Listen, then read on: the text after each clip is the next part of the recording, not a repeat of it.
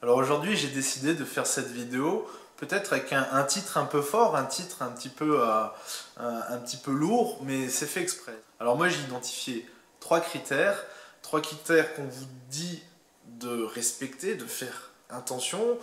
Ces critères, on vous les présente comme pierre angulaire dans le SEO, mais en fait, sincèrement, ces trois critères, bien sûr, vont rentrer en compte dans le référencement naturel, dans la qualité de celui-ci et dans le positionnement de votre site sur les résultats des moteurs de recherche. Mais en soi, ce ne sont pas des critères importants aux yeux de Google. Même si Google dit que c'est important de prendre en compte ces critères, j'ai fait des tests et en lisant certaines études, certains articles faits par des gens qui ont quand même une grosse expérience, ça a conforté ma position, ça a conforté ce que j'ai constaté, c'est que ces trois critères ont une importance en SEO, mais pas une importance aussi forte que ce que l'on veut bien lui dire. Premier critère, le HTTPS. Alors on vous dit, pour qu'un site internet soit référencé, il faut à tout prix qu'il soit HTTPS. Alors le HTTPS, déjà, qu'est-ce que c'est? C'est le Hyper Transfer Protocol. S quand il est sécurisé, donc HTTP ou HTTPS. Et aujourd'hui, on vous dit que c'est un critère essentiel au référencement des pages de votre site internet. Eh bien, c'est faux. Aujourd'hui encore, on arrive à très facilement trouver des sites qui se positionnent dans les premiers résultats des moteurs de recherche, même s'ils ne sont pas en HTTPS. Alors en fait, il faut comprendre que le HTTPS peut être un élément décisif en SEO, mais seulement dans certains cas. Déjà, le HTTPS, à quoi ça sert? Eh bien, c'est un protocole qui va permettre de communiquer entre un navigateur et un serveur. Un protocole qui va permettre d'échanger, de dialoguer entre deux ordinateurs finalement.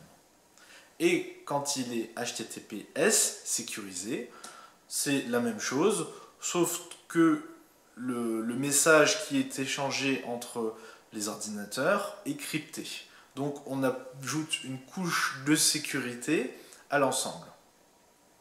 Alors pourquoi est-ce que je dis que être à tout prix HTTPS n'est pas un critère en SEO? Tout simplement, on s'aperçoit que sur certaines requêtes, des sites arrivent à se positionner très bien sur Google alors qu'ils ne sont pas du tout HTTPS.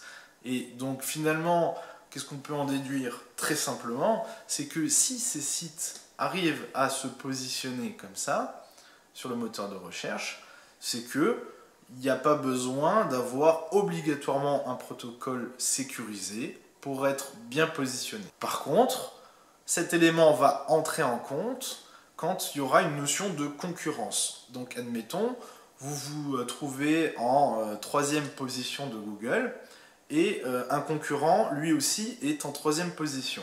En SEO, finalement, comment est-ce que j'arrive à améliorer la position d'un site internet? C'est en faisant mieux que mon concurrent, puisqu'on est dans un système binaire. Système binaire, soit on est 1, soit on est 0.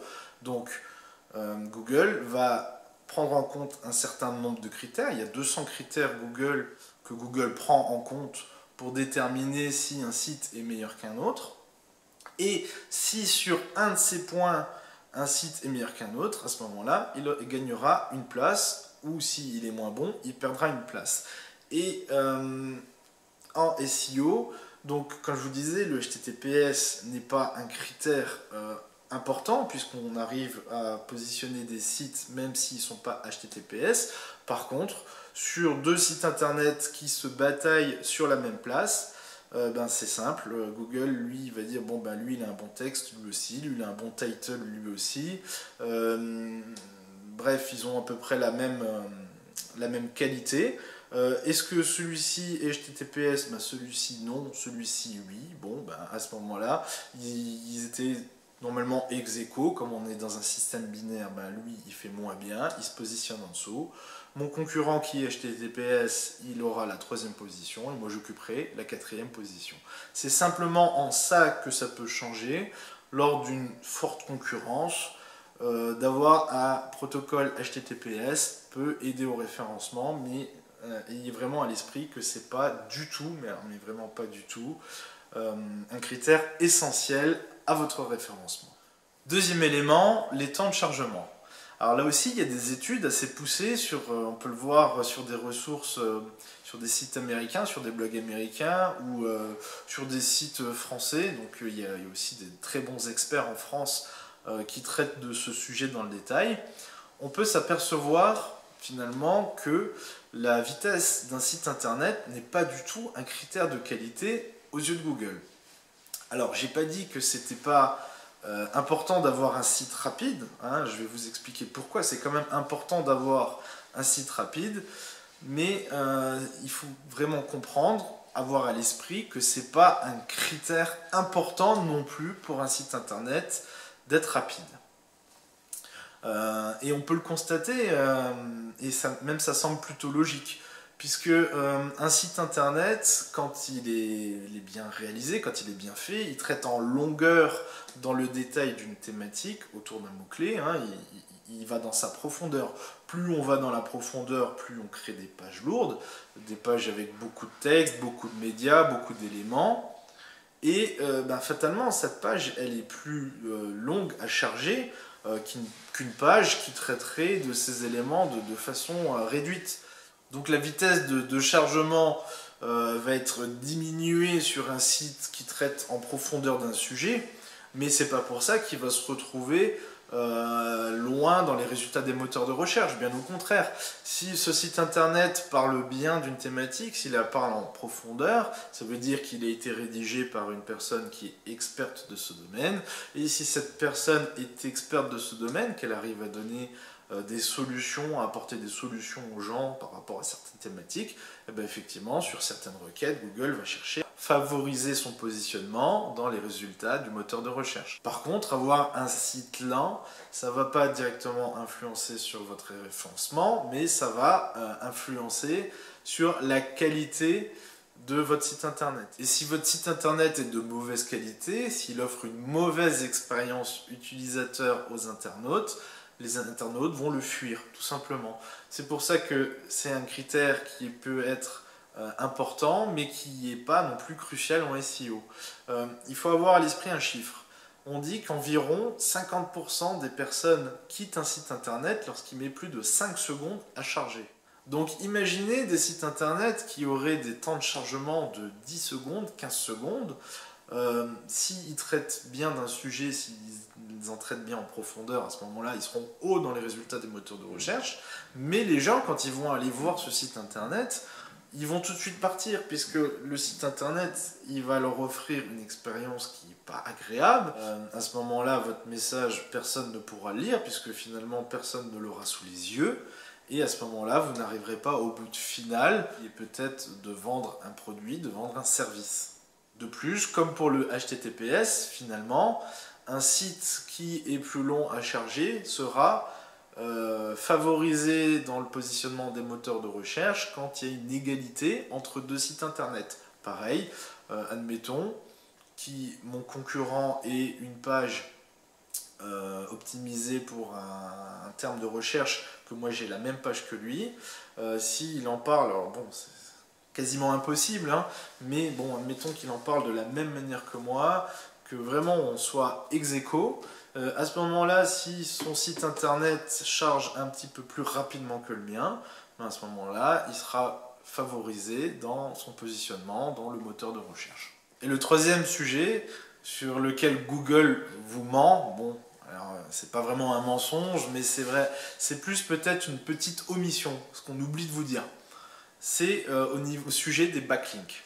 Donc, oui, les backlinks peuvent être importants pour un site internet, mais ils n'ont pas une importance cruciale. Aujourd'hui, il faut savoir que les backlinks, on est en 2020, les backlinks n'ont pas l'importance que les gens leur accordent. Moi, dans mon métier, j'arrive fréquemment à positionner des pages, même dans les premiers résultats de moteurs de recherche, sans pour autant avoir aucun backlink sur ces pages.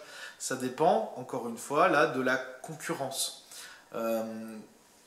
Prenez un site internet qui va avoir une page qui est positionnée d'une certaine manière de par son contenu, de par sa qualité, un autre site internet avec lequel il est ex aequo, et bien à ce moment-là, la qualité ou la présence de backlink peut faire en sorte qu'il soit plus ou moins bien positionné dans les résultats du moteur de recherche. Par contre, ce qu'il faut faire attention, c'est que les backlinks, c'est pas si facile que ça. Pour avoir des backlinks, il faut avoir des backlinks de qualité pour que ça fonctionne. Aujourd'hui, Google met un point d'honneur à faire attention à ce que les backlinks qui sont proposés sur les sites internet soient de qualité. Si vous possédez des backlinks, ok, vous en avez, mais s'ils sont de mauvaise qualité, ça pourra plus facilement jouer en votre défaveur qu'en votre faveur. Pour qu'un backlink soit de qualité, finalement, il doit réunir un certain nombre de critères. Il doit appartenir à la même thématique que la vôtre. Donc si vous parlez de chien, ben, il doit venir d'un site internet qui parle de chien. Si vous parlez d'hypnose, de bien-être, de choses comme ça, ben, à chaque fois, le backlink doit venir d'un site internet qui parle de la même chose que vous. Acheter des backlinks à 50 € qui sont faits sur ce qu'on appelle des fermes de backlinks, donc grosso modo des blogs qui parlent de sujets dans une généralité, ça ne vous apportera rien. C'est même le contraire, ça pourra vraiment déclasser votre positionnement, puisque vous avez mis en place donc une belle page avec un beau mot-clé, avec un contexte, avec un texte qui a un champ lexical profond, un champ lexical riche. Vous avez réussi à, donc dans cette page, ne parler que d'une seule thématique. Et puis le backlink qui arrive, qui pointe sur cette page, elle arrive d'un blog généraliste. Et bien à ce moment-là, la pertinence, elle tombe à l'eau, puisque dans toute votre page, tous les éléments, dans tout votre site internet, vous parlez d'un seul sujet, d'une seule thématique. Et le backlink que vous envoyez, il vient d'un blog qui parle de tout et de rien. Et bien à ce moment-là, la qualité du backlink, elle est vraiment détériorée. Et c'est même un élément vraiment défavorable pour Google. Vaut mieux des fois se passer d'avoir des backlinks que d'avoir des backlinks de mauvaise qualité, ça je le dis et je le répète. Et en plus, si vous en êtes là, si vous suivez mes vidéos, vous n'êtes pas du tout au niveau pour avoir des backlinks. Vous êtes en train de peut-être de créer quelque chose, vous êtes peut-être en train d'essayer d'améliorer quelque chose, mais c'est pas par les backlinks que vous arriverez à vos fins. La vraie qualité aujourd'hui sur Google, elle se joue sur le contenu, elle se joue sur les mots-clés. Les mots-clés donc qui sont bien identifiés, avec un contenu qui est de qualité, qui est traité par une personne experte sur un site qui ne parle que de cette thématique, un expert du sujet. Concentrez-vous là-dessus, concentrez-vous sur la qualité de vos textes, sur la qualité de vos mots-clés, sur la qualité de votre trafic, mais arrêtez de penser que backlink. Google déjà le dit lui-même, oui, les backlinks peuvent entrer en compte, hein, peuvent être intéressants lorsqu'ils parlent de la même thématique, ils le disent vraiment. Et donc ce qu'il faut retenir à ce sujet, c'est que oui, les backlinks peuvent, dans certains cas, je dis bien dans certains cas, vous apporter plus de valeur, plus de jus, ce qu'on appelle le jus en SEO, mais sincèrement, dans la plupart des cas, ce n'est pas des opérations qui vont vous apporter énormément de choses. Alors bon, effectivement, si par hasard vous parlez d'une thématique et que y a un backlink d'un gros site internet qui va vous donner énormément de jus, qui est sur la même thématique que vous, effectivement, là ça va jouer en votre faveur. Mais dans la plupart des cas, ça sera vraiment une mauvaise opération d'avoir des backlinks sur son site internet. Alors j'espère que cette vidéo vous a plu. Si ça vous a plu, je vais essayer de publier régulièrement des vidéos, donc vous n'hésitez pas, vous abonner. Si vous avez des questions à me poser, vous n'hésitez pas, vous me les posez dans les commentaires. Vous pouvez aussi m'envoyer un email, je réponds à tous les emails. Si vous voulez, encore une fois, avoir des infos, avoir des astuces, avoir l'actualité du SEO, vous pensez à la petite mailing list, je laisse le lien dans la description de cette vidéo.